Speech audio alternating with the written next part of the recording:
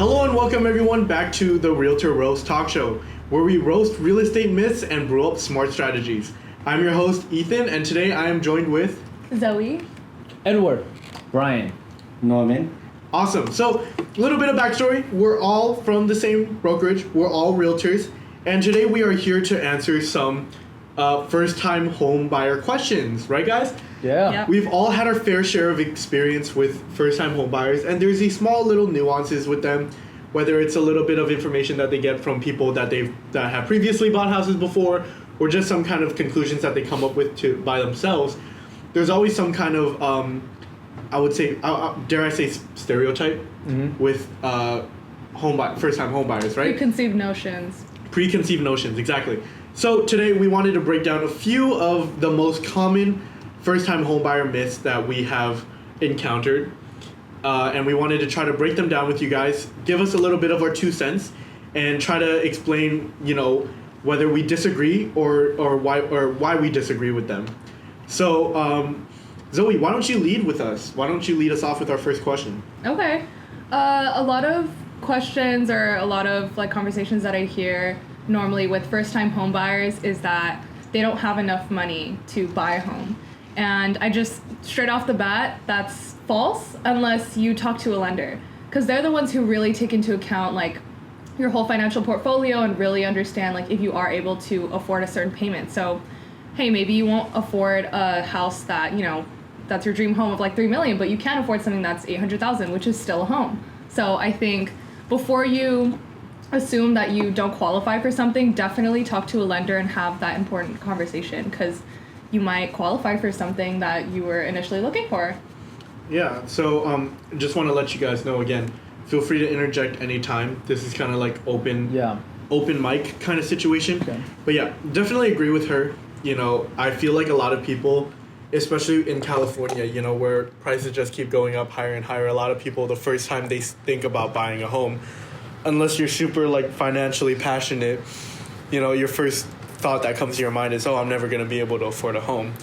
Chances are, if you have a good job, if you have a job that pays you a solid amount of money and you have a good amount of savings coming up, you might actually be able to buy a home through different loan programs, but you'll never actually know unless you talk to a lender first, right? What do you guys think? Right. Yep. I actually sold a home in Kenyan country, out in Santa Clarita. Congratulations, by the way. Thank you.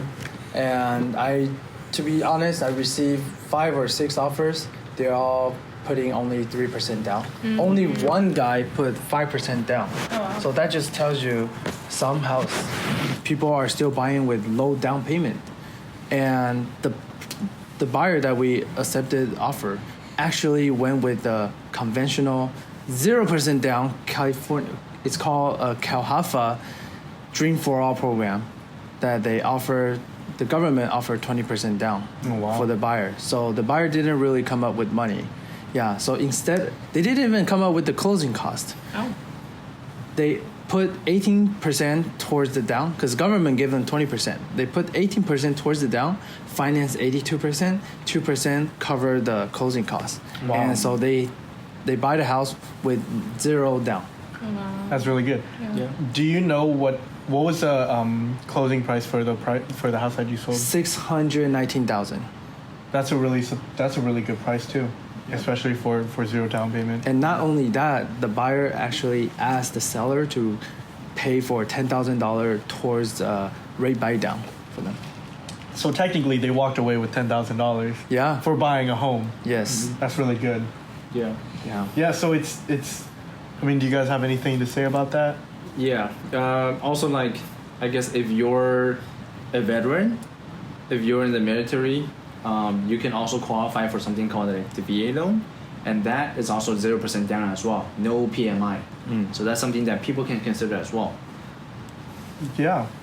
I mean, I think with that too, a lot of people, sometimes whenever they talk to realtors too, a lot of the times the realtors would suggest, a 20% down payment, and that would negate a lot of people from looking to buy a house.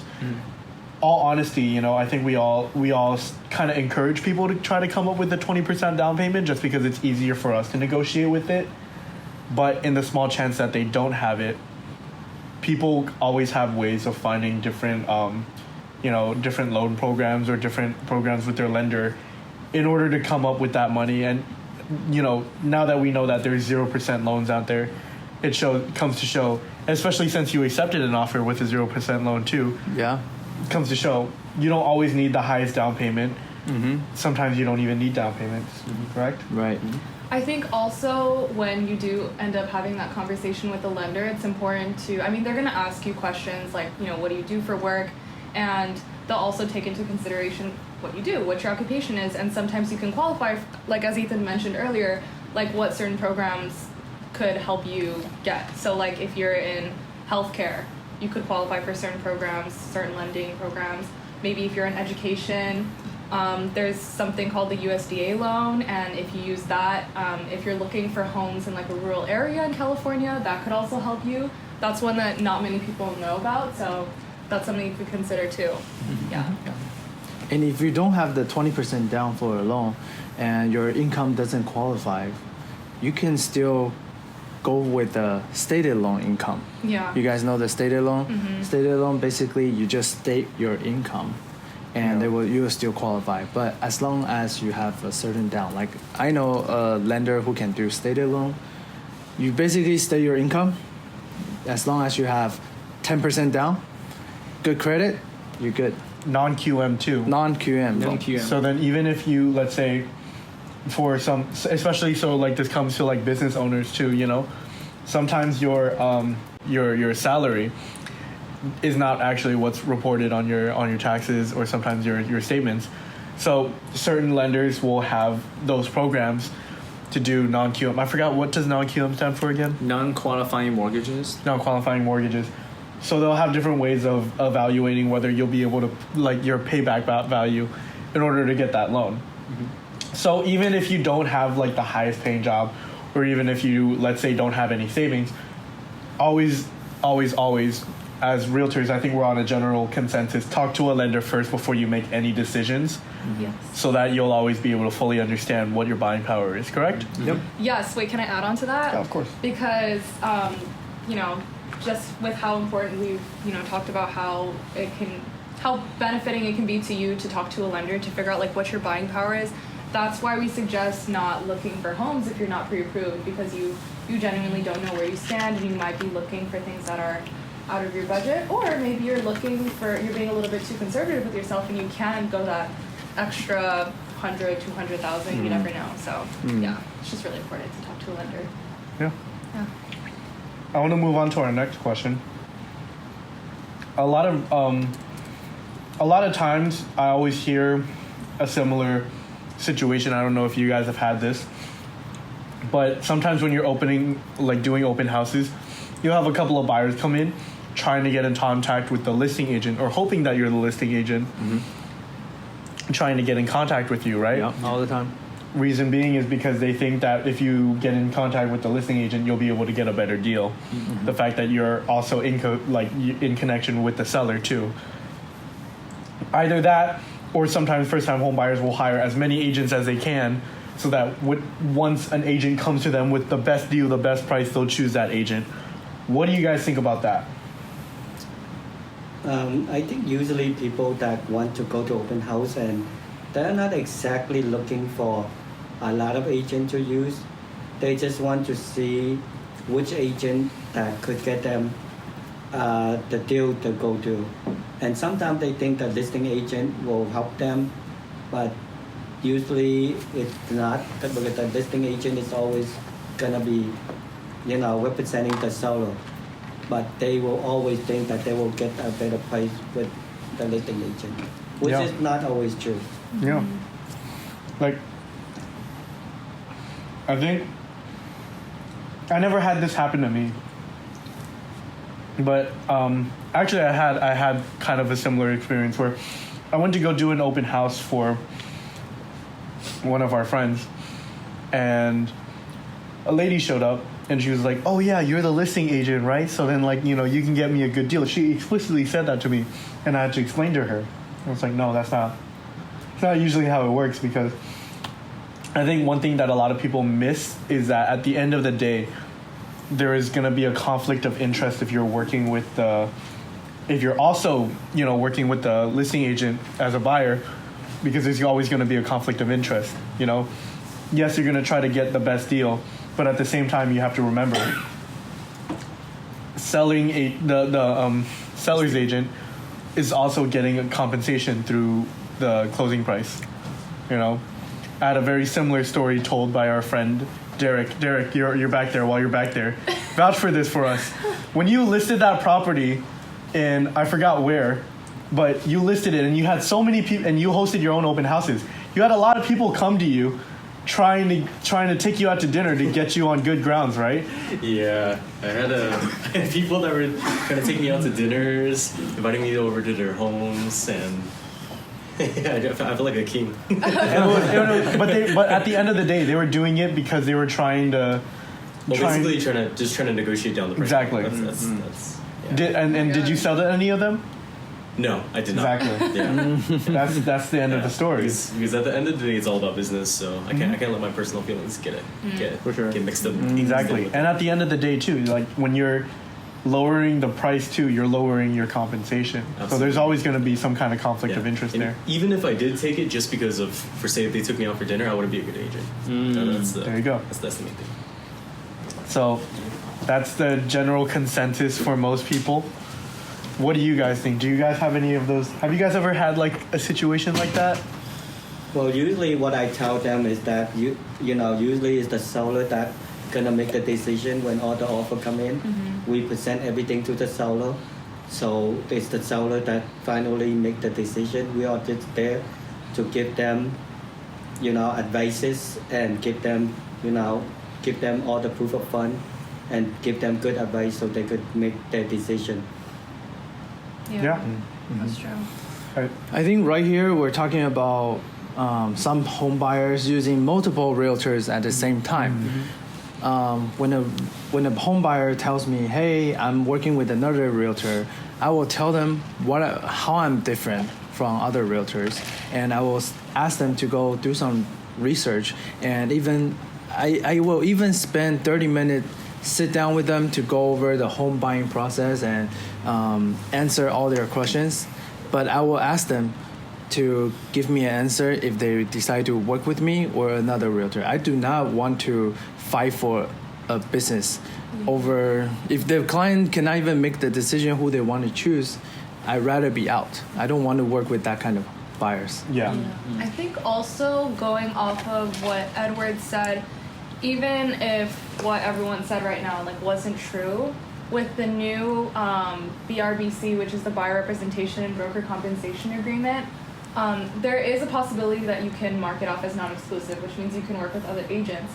But if you decide to go that route, you're going to have a lot of agents who, it's just the truth of the matter that they might not want to work with you, because what the BRBC does is ensure that there is a defined agency relationship, and they won't necessarily want to put all their time and effort into someone who's working with other agents. So I think that's just something, if you are a buyer and you want to use other realtors, you can, but I'm just not sure how lucky you'll be finding realtors who are looking to use their time in that way.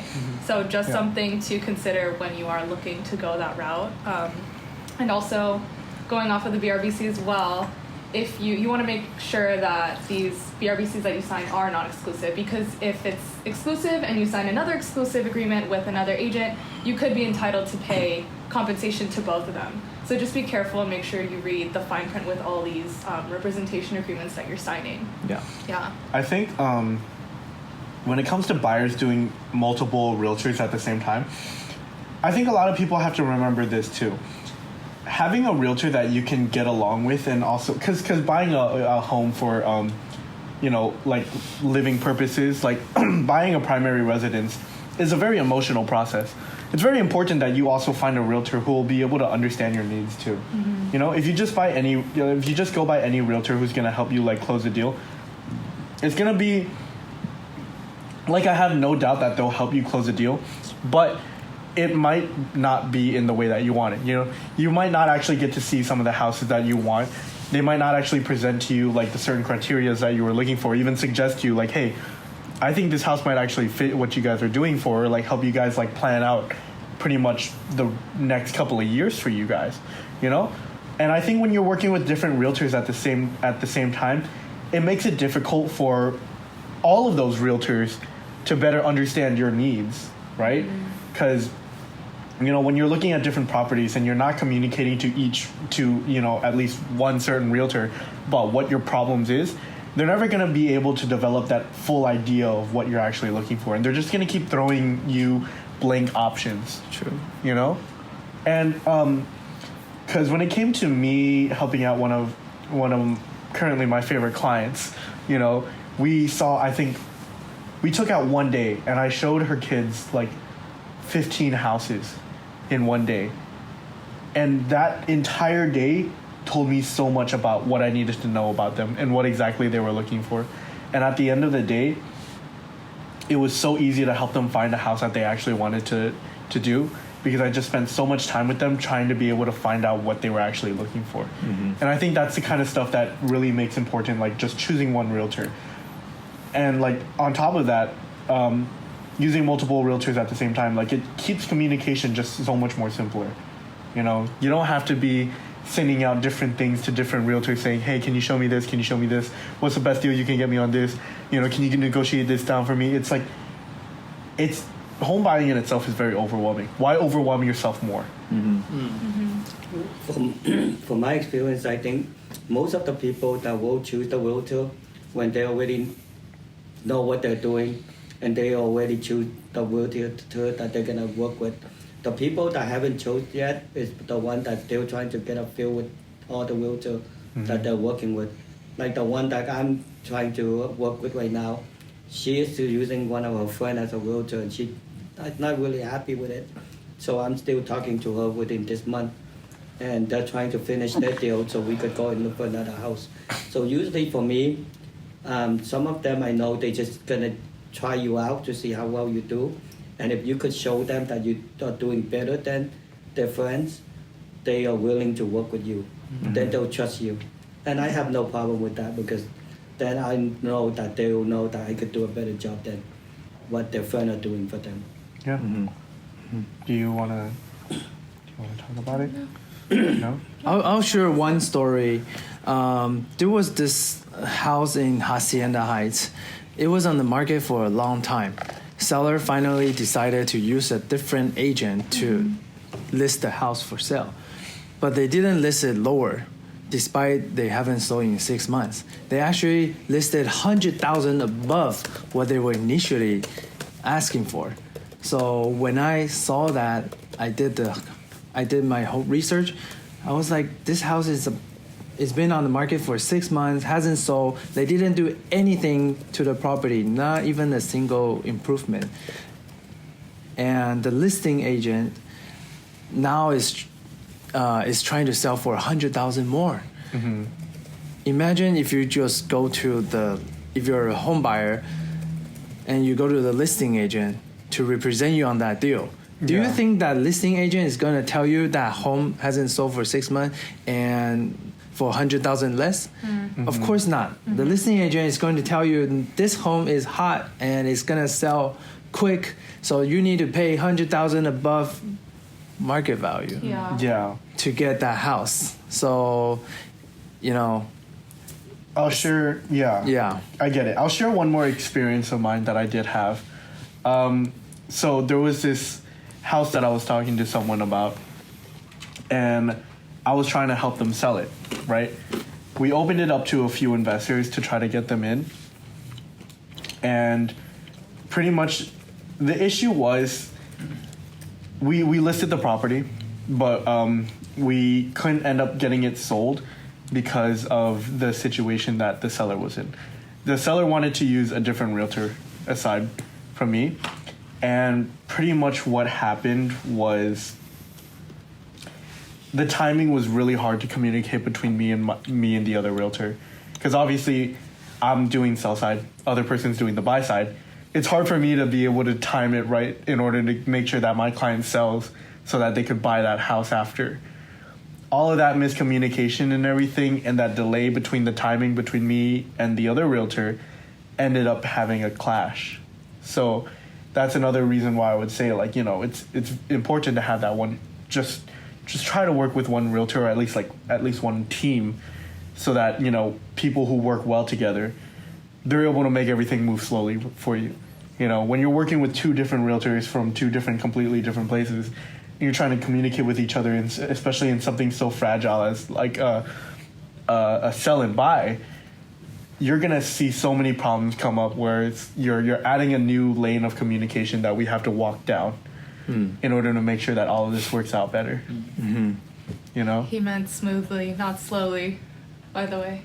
I meant smoothly, not slowly. But yeah. But one more thing to add.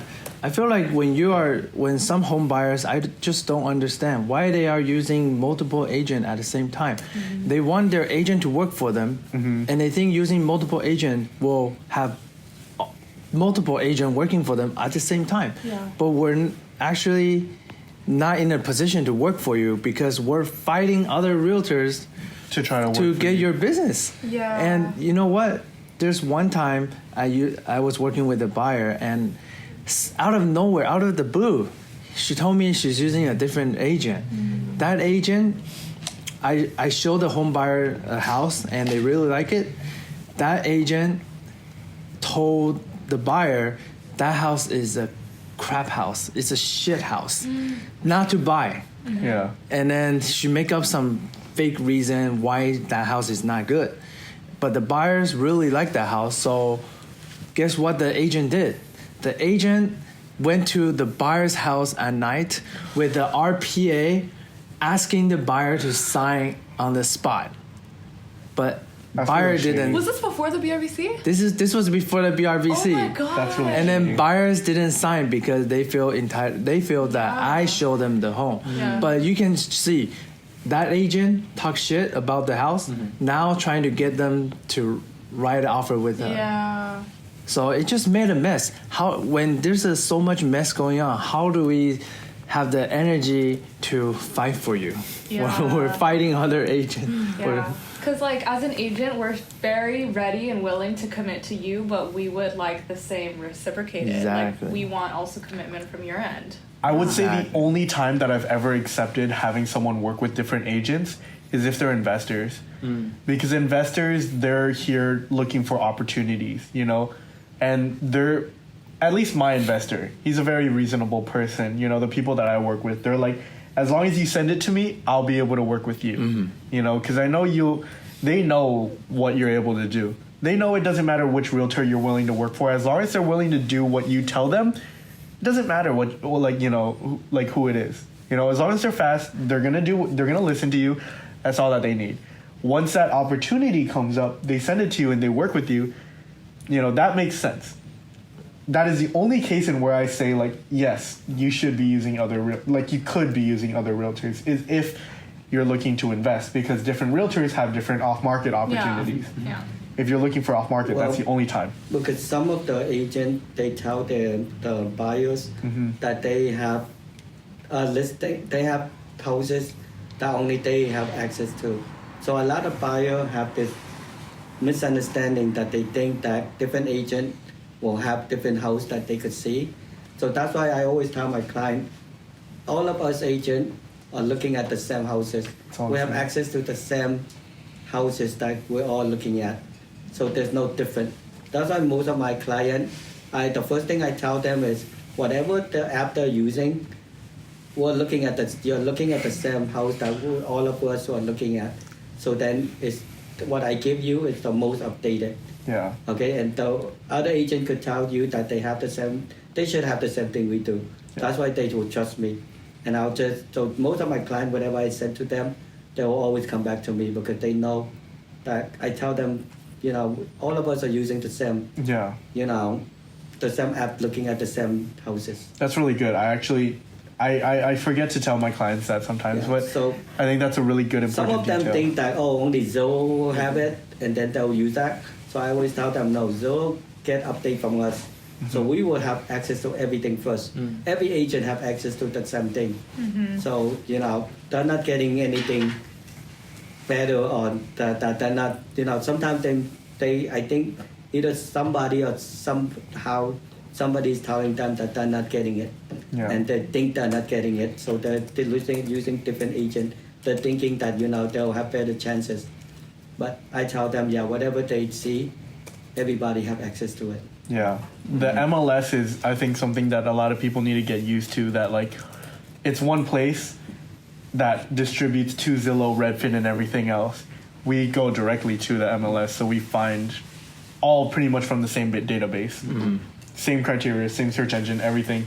We all find it in the same way. What's important when you work with a realtor is finding a realtor that not only understands your needs, fast, like quick to support you, and good, and sometimes good at negotiation, depending on who it is. Let's move on to a different question. Brian, I know you have your computer up. Why don't you? Sure. So the next question is trying to buy the perfect house. A lot of people feel like, when they're out searching for the houses, they're always looking for the one that fits all the criteria. It has to look pretty, it has to have a big yard, it has to have a lot of the things that they're looking for.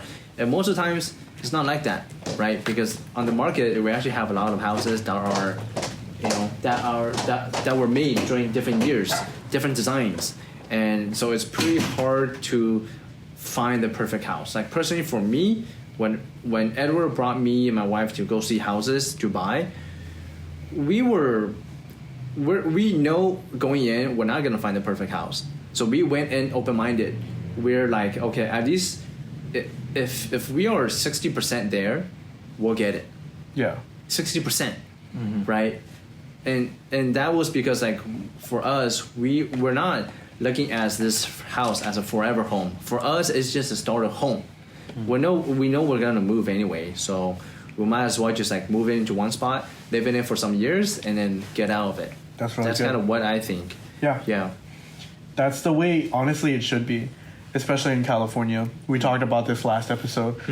Lots of with rising house prices nowadays. You have to you're gonna have to put yourself in a position when you first start in. You're gonna want to put yourself into a starter home now instead of looking for that perfect home later. But doesn't mean that that perfect home will never come. That starter home is actually one of the steps that you should be taking to get yourself into that very, very like big dream home, whether it's a big or just perfect dream home for you. You need that equity nowadays, and you need to build it up. For sure. And renting is not going to help you build that equity. Renting is like burning away good green money. Well, that's why when you meet with your client, when I would meet with my client, I always tell them, whatever house you want to look for, just look for the criteria that you want. If you want a 3-bedroom, 2-bathroom, we'll look for that, how big the house gonna be, one single level, 2 level. You want a yard, backyard, and those, but there will not be a perfect house. And that every house that there will be some kind of remodeling that you're gonna have to do. So that's why every house that we look at, I will tell them, we will have to do some kind of remodel. I will help them decide where how big the kitchen, where we should move. It won't need to be open or anything. So make that house to the way you want it to. Because there's not going to be a house that match what you want, but there will be a house for you to be able to make it into the house that you want to. Yeah.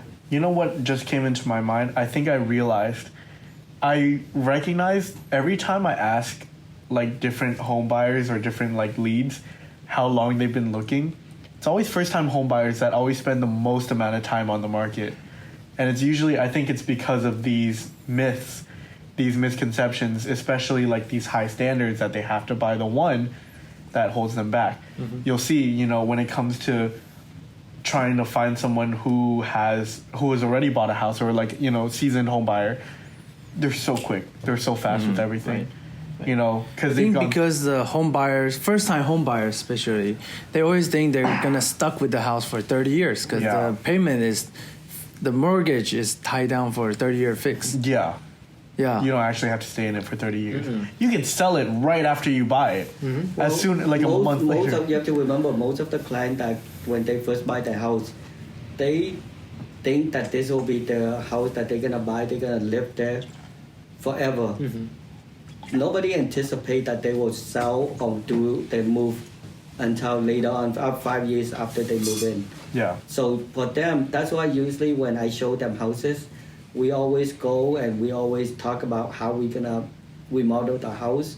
So I think that if you go into a house, you should be able to know what the client wants and talk to them of how to remodel the house, what they could do or change, how they could make the living space more livable for them. And if you could help them see and envision it, it will help them to make the decision a little bit better too. Because for them it's very overwhelming because they're looking at a lot of house and deciding what they want. But if you could help them in envisioning how everything gonna be, where the living room gonna be, where the dining area gonna be, it will help them. It'll, like you're just setting them to let them know how they could make this work.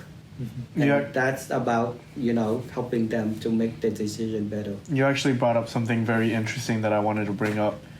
Because you mentioned how whenever you go look at properties with your client, you guys are talking about how you guys want to remodel and everything, right? Would you think that clients having the right, your clients having the right resources would also help compel them into, buying a home? Yes, that's why usually I would tell them, if they have their own people or, to remodel the house, or I have my people that I could recommend them. So that's why usually whenever my client buy their house and they fix it up, they'll invite me to look at it. So whenever I go and, to their, when they remodel the house, they'll invite me back and, they'll have the, welcome, home thing. I always show up and I always look at it. And usually when I go meet other clients, I'll tell them, give them a vision of what I think they might want in their house.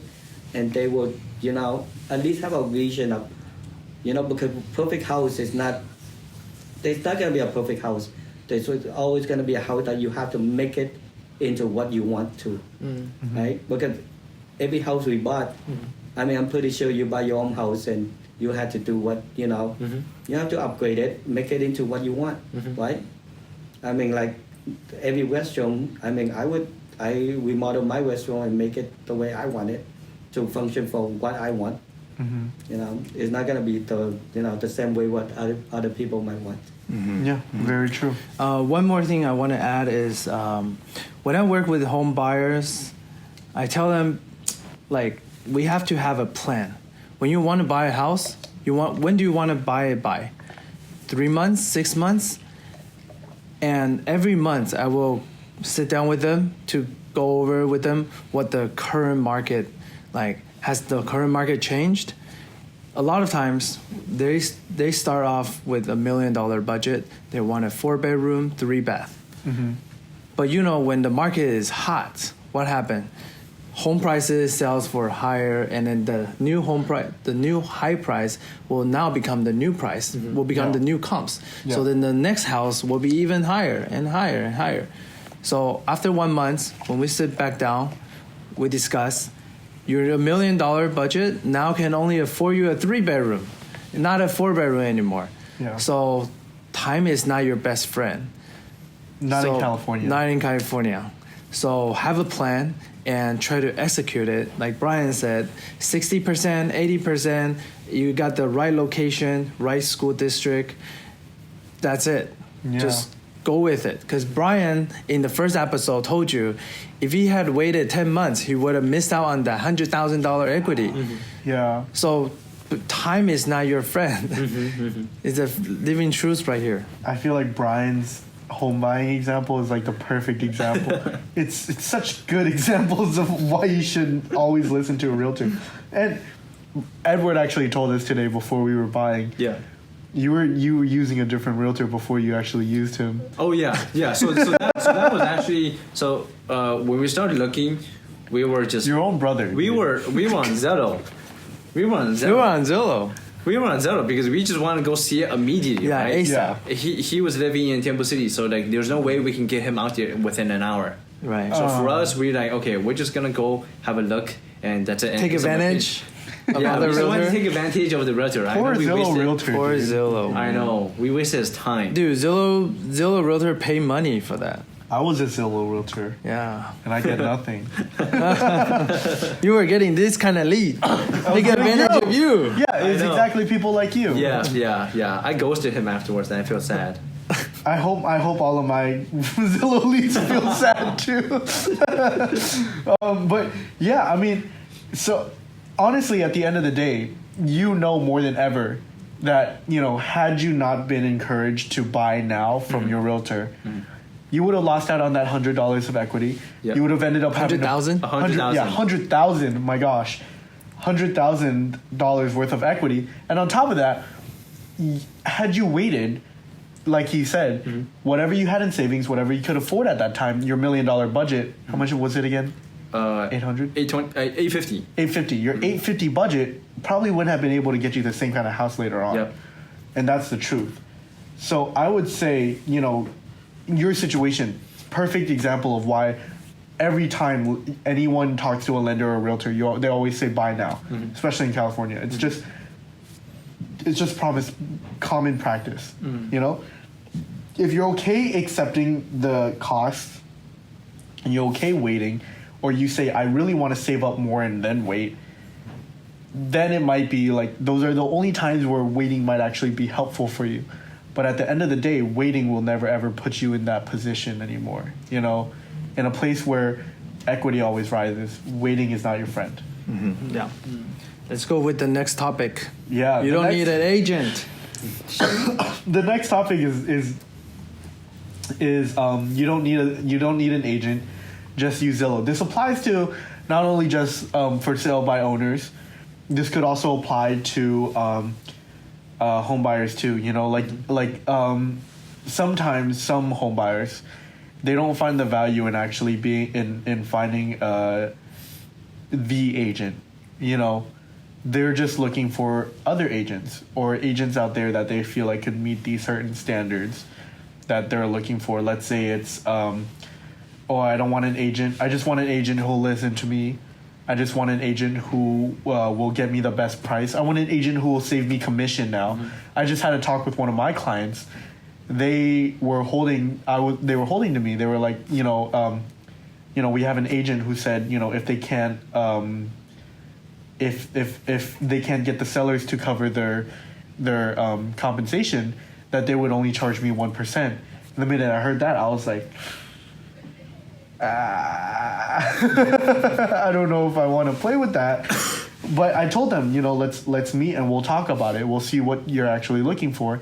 And if we think that we can make it work, I'll try to see if I can make it work. But at the end of the day, if you want me to put in X amount of work for you, then that's X amount of commission. Yep. And I don't want to just win a client just because I'm going to lower my price. For sure. Yeah. Another one is like, if you're buying a new build, you actually don't need to have an agent. You can actually go in to the sales office and get yourself under contract for a brand new house.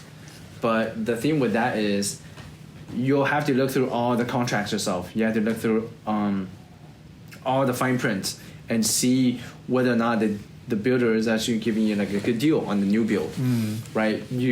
It's kind of hard to ask for price reductions, concessions, credits like that if you don't have an agent to push it for you. Yes. Like if somebody rejects you once, you're like, okay, that's probably the final talk that we're gonna have this type of conversation. But it's not likely. Like during each step of the new build, you always have opportunities to ask for more things. And whether or not it works out, it all depends on how you ask for it and who's pushing it for you. Are they pushing for it a lot of times to get to the final table? Yeah. Yeah, I mean, that's actually an angle that I never thought of, where it's like going to a new build sales representative. You're very right. They do their own inspections, right? Yeah. So they do their own inspections to be up to code with the cities and with all the permits. No, you could still do the home inspection. Yeah. You can still do your own, but typically they'll dissuade you from using your own. Yeah, because I mean, when you don't have a realtor, you don't have someone. That's another reason that kind of ties back to those reasons of like, don't use a listing agent. You know, don't try to go.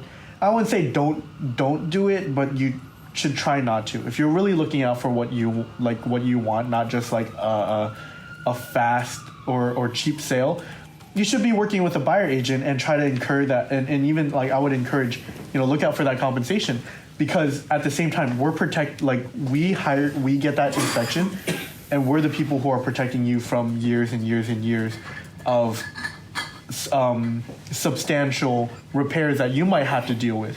We're those people who tell you this is going to be a problem later down the line, or this is even a problem right now. Right. Now's the time to ask for repairs. Now's the time to get them to pay up before you have to pay up to someone else. Yeah. And that's why I always encourage this to new buyers. I tell them, I'm not the one who lists this property, but you have to understand the reason. Like, my job for you representing a buyer is to make sure that whatever money you're putting into this new investment is going to be a safe investment. Yeah. Right? Because at the end of the day, it's all about making. This is one of the biggest purchases you're going to make at the end of your in your life. True. Yeah. One of. The other few would be big balling cars, or a new house after that. But you would have had to buy the house in general. For sure. All of that, and you have to make sure that whatever money you're putting into this, it's also an investment too.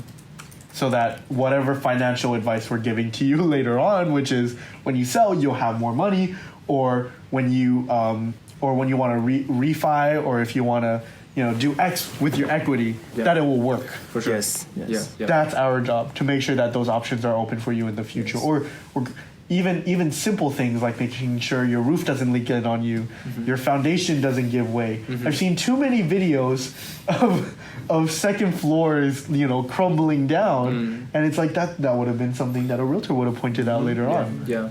So even if new builds, get that inspection by yourself, but if you use a realtor, the realtor is going to be the person who helps you get your money's worth after they find those problems in the new builds. Yeah.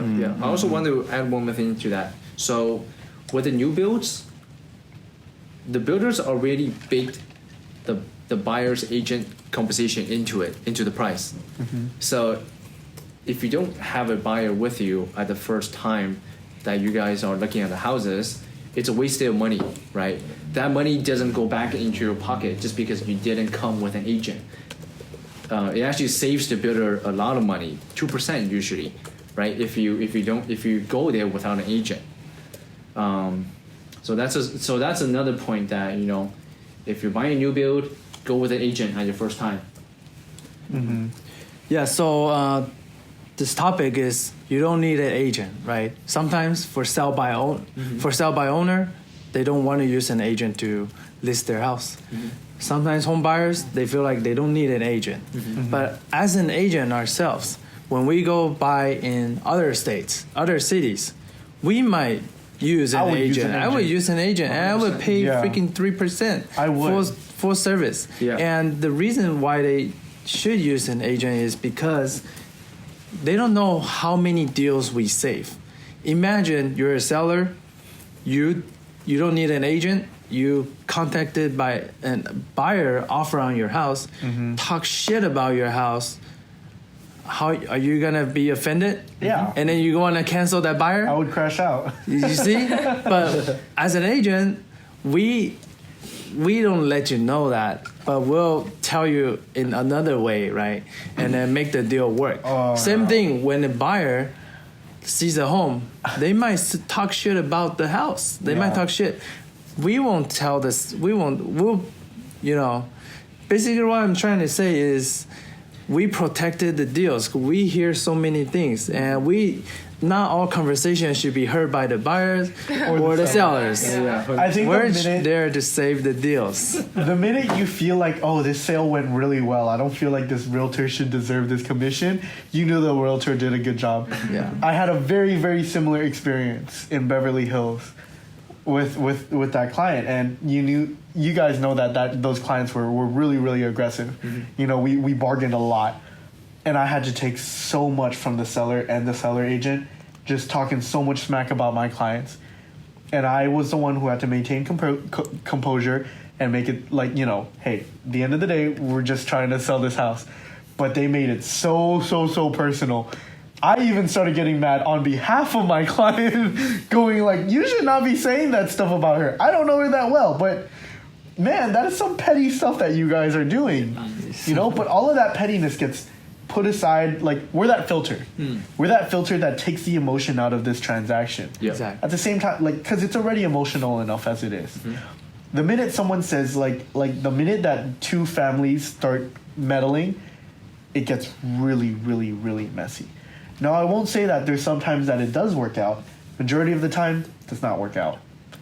So, at the end of the day, realtors are the ones who are trying to make sure that everything that you're trying to get into is protected, and whatever you're looking for is to your best behalf. Especially the fact that we split up and there's one agent representing the seller, there's one agent representing the buyer.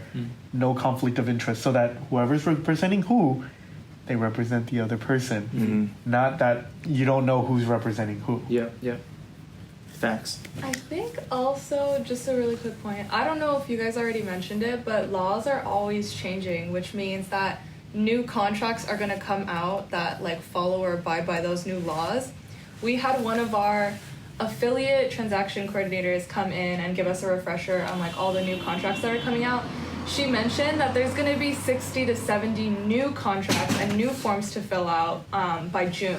Wait, really? So, yeah. Oh, God. Yeah, so that's a lot. So just imagine, like, as a buyer, and especially as a first-time home buyer, do you really want to take on the stress of having to keep up with all those forms? And not only that, I know Brian kind of mentioned it, not only that, ensuring that you're filling out these forms correctly, because a lot of these forms, I mean, they're all legal forms. So, like, just one little checkbox or one little typo, that could really mess up a deal. So you just want to be careful, because with these contracts, we are dealing with legal Issues. wording. Yeah. So you want to be careful. Because even I mean, all of us can vouch, even licensed, 3 months of school, 3 to 6 months of school.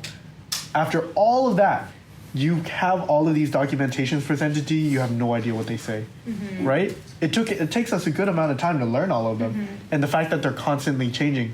The BRBC is something that's new too. We had to learn that in the span of like a week. We had to learn how to use that in the span of a week. Most people, they didn't even know that it was a thing until 4 months later. You know, and it's only because we have to tell them. So it's stuff like that which really makes a realtor start to come in good handy. And if you have a good realtor, they are going to be going to these classes and asking people, you know, for help on these forms. So, yeah, that's why it's so important to interview your realtor too, because if they're a good realtor, they know what's going on with all of these like legal hoops that you have to jump through. So Yeah. So let's wrap up. Let's tell them what we discussed today. Yeah. I mean, we'll keep it really short points, okay? Number one, you never know whether you can or can't afford a house until you talk to a lender. The biggest thing you need to remember is talking to a lender is free. Getting pre-approved is free. Getting even underwritten is completely free, right? Buyer consultation is free. Buyer consultation is free. There's no obligation. Yeah. You can talk to 7 different lenders and not buy from any of them. Yeah. And no one would hurt you and no one would make you pay for it. Right. That's the truth. You'll never know until you ask. 2, using multiple realtors at the same time gets very messy, very complicated, ends up hurting you in the long run. Most of the times, unless you're an investor. 3, as a first-time home buyer, you shouldn't be looking for a perfect house. You should be trying to, especially in California, Southern California, anywhere in California, actually, for that sake. Just try to get your foot in. Buy a house that meets your criteria, that's functional and durable. So that later on, when you have that equity, you can sell and buy a bigger house and then get closer to your dream home. Or even, luckily enough, get that dream home right after. 4, using the right resources, like having some good contractors on your side. Usually this ties in with finding the right realtor. Some realtors, like us, we're all nonstop, we're all like one-stop shop realtors. You know, we all have very similar connections. We all share our connections with each other. We all make friends with all of those connections. Yep. You know, so we're all kind of like same friend group kind of people. You work with us, you work with one of us, you're gonna end up working with the other person one way or another. You know, working with the right resources helps push you towards your goals, whether it's contractors, electricians, plumbers, realtors, lenders. Lender-realtor relationship is a lot more important than you guys think. And then lastly, the idea that you don't need an agent, you know, pretty frowned upon. We kind of understand that, you know, realtors do have a more detailed understanding of legality, logistics, and also on top of that, it's a good filter for being able to keep out all of the emotional sides and aspects of real estate. Correct? Anything else that you guys want to throw out before we close off? We're good. Yeah. Why don't you tell them who you are again, and then we'll sign off. I'm Zoe Perez. Ethan Tran. Edward. Brian Wang. And once again, guys, I really am so thankful for you guys for joining us for another episode of the Realtor Roast, the talk show where we roast real estate myths and real smart strategies. Once again, this was Ethan, and we'll see you guys next time. Bye, guys.